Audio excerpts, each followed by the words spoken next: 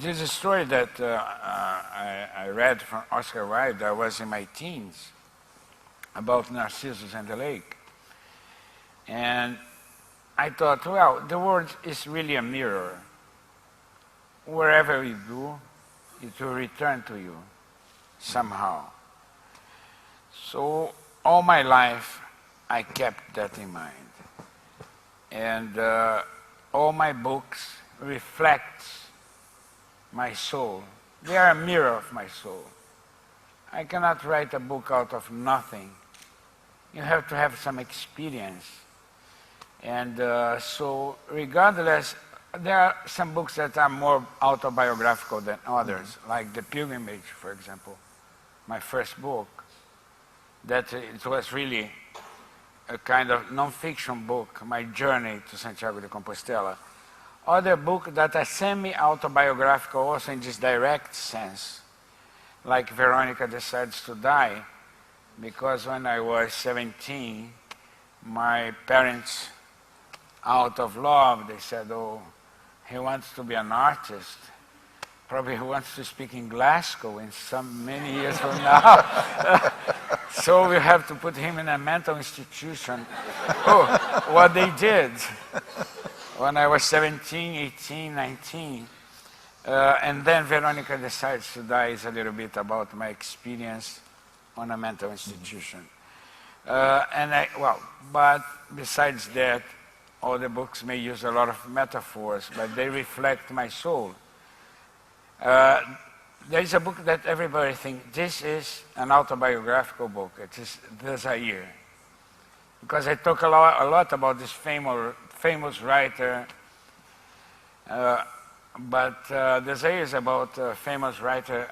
His wife left him. This was never my case. She's still there. Yeah? And that moves on to a question from Yvonne Hall. Do you actually sit down and sort of think, okay, I'm going to write a book, for example, it'll be about a shepherd boy or whatever? Or do you sort of have to wait until you have something to write about? Do you see what I mean? Does the message come first or? Yeah. It depends.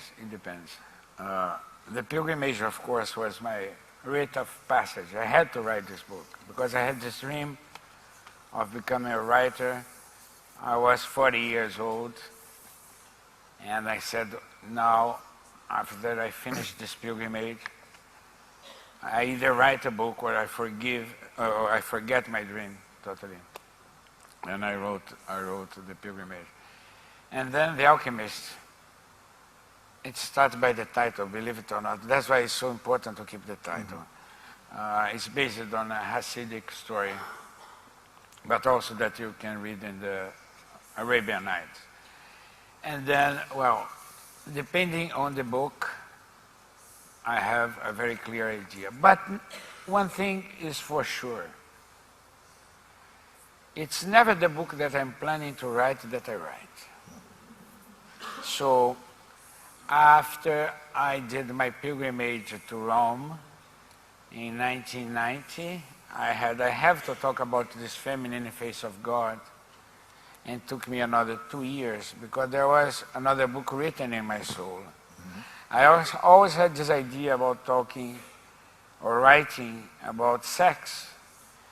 And it took me 10 years to write 11 minutes. So I have a lot of ideas. I have my idea for the next book, by the way, but I'm sure that my next book is not the one that it is in my mind. Right. It is the one that it is in my heart, because it is already written. So you go through this first process of trying to force the book that you want to write, and it lasts 3 or 4 days in my case, close to 50 pages. Then you move to the next brilliant idea that you have. It takes another 10 days. And then all of a sudden, in my case, the first sentence pops up. And I know it's like to feel this thread, because the book is hidden behind this first sentence. And when I read my books, and I read my books normally 6 months after they are published.